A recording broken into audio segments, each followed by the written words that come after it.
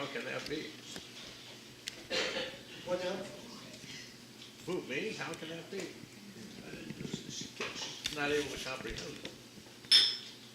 Yeah, I mean, there's this moment. I think we've all had moments where all of a sudden we sense God's presence, or we're in, something said to us in a certain moment at a certain time. And in that moment, it just blew us away and it was great. But when we walk away from that moment,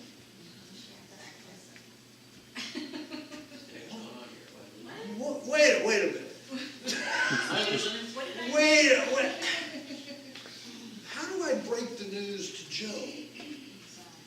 How do I deal with this? I don't think she knew how to deal with it. If you continue to read the story, she went to see Elizabeth, who had a miracle for her. Elizabeth was her aunt, and went and saw Elizabeth.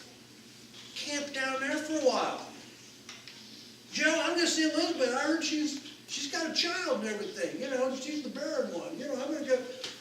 And as soon as she walked, and if you read the story, she walked in to see Elizabeth. Elizabeth said, "Why am I so blessed that the mother of my Lord has come to see me?" Right out of Elizabeth's mouth is that you're going to be the mother of Jesus. And it's like confirmation again. Something happened, and it solidified in her. I think she wanted to. I think it was hard to figure it out, probably, to process it. Nobody in history. Now, Mary was a special woman. There's nobody in history that was chosen to carry Jesus for her. God trusted her.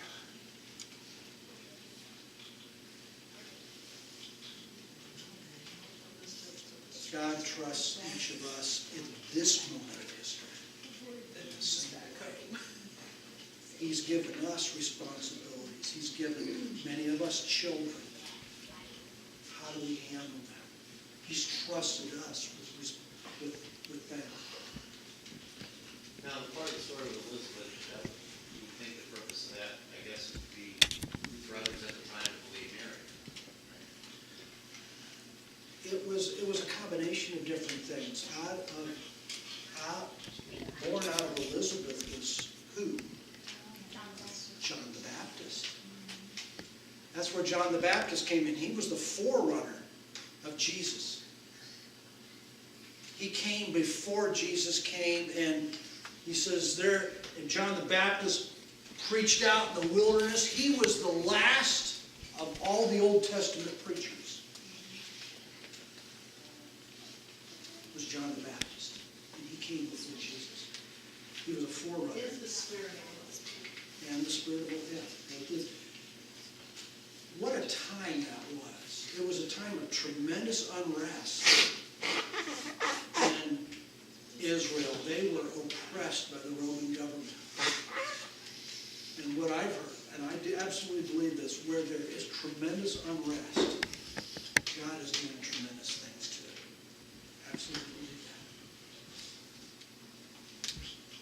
that. Okay, so here we go.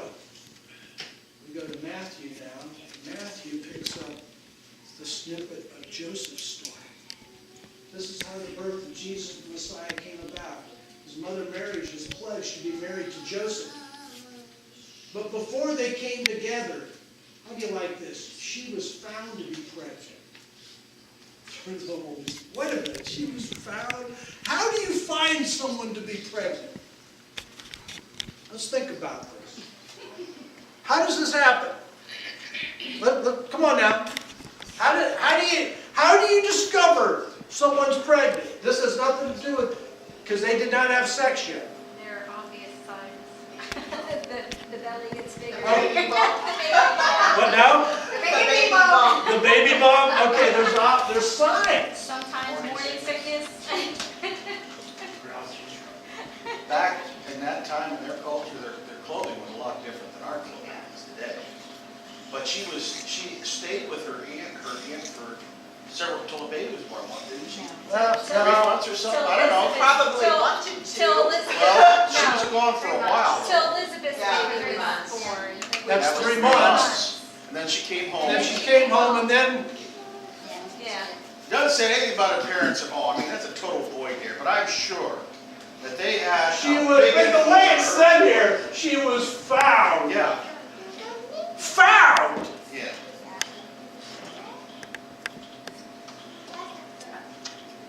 I don't know, it doesn't really, you know there were conversations between Joseph and Mary. I'm sure she confided. She could have talked with Elizabeth. Elizabeth knows. Elizabeth knows what's going on in me. Something miraculous happened to her too. Joseph had all sorts of questions. Just if you were in Joseph's shoes, what's this first Christmas looking like for you now? Ain't happening.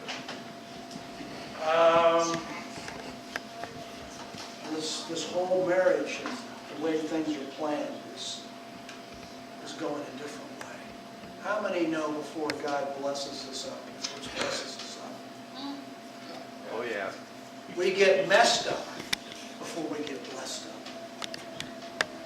I think really it's that we figure out the messed up. It turns light bulbs on. That's right. And then, when we're at our lowest moments, now we have the opportunity to be blessed up. This whole marriage has nothing to do with Mary and Joseph and what they think their life ought to be. How many know that marriage isn't about what you think it ought to be?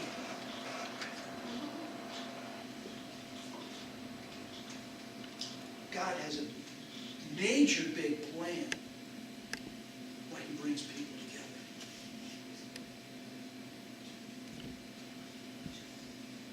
Things did go Mary's way.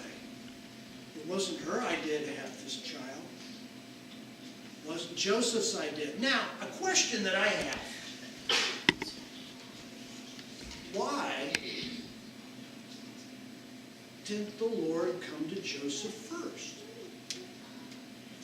Let's reverse this. They could have prevented some things. God could have prevented some things. Why didn't He just go to Joseph first and say, or show up when they're both together? And just say, hey, I'm going to let you in on really what's going to happen in your marriage. This is what's going to, and then everything just would have just flowed really well. Why? There's a major purpose why God did what He did. How many know that sometimes in a marriage, one of you have more revelation than the other before the other person has it? What does that do in a marriage? Make it cause Well- conflict. Or it's like you see God again. It can make you see it. The opportunity is to, do we really trust one another? Do we trust the God in each other? Do we really know one another? It puts lots of things into question. And either we can get humble or we can pull back and say, well, either we pull together or we'll pull apart. But I think it was God showing His respect for women too. It goes against what a male-dominated society would think how things ought to flow. That's not the way it worked here.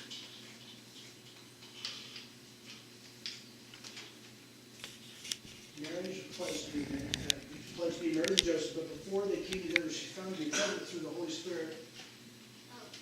Because Joseph, her husband, was faithful to the law. And yet, Joseph had issues. If someone is pregnant with someone else's, if you're pledged to be married and the wife that you're getting ready to get married is pregnant with somebody else's child, What does the law say?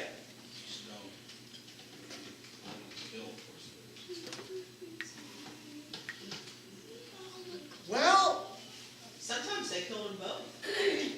Because. well, you there was gotta a have, baby. it says if you catch them in adultery. Well, what happened here? I didn't catch you in adultery. I see that you're pregnant. But she says it's God. It's the Holy Spirit that did it. We're going to get into this because Joseph was a man of the law. He followed God. That's what you did in the Old Testament. You followed the laws. Yet, he did not want to expose her to public disgrace. What does that mean?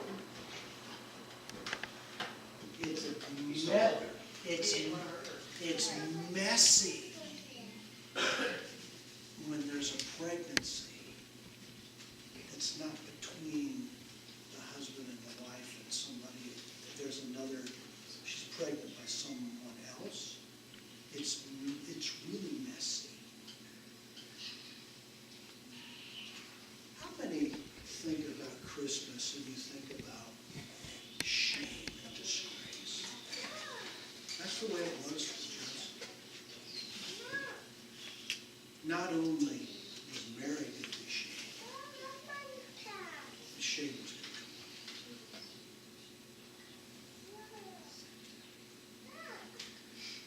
But he thought about her.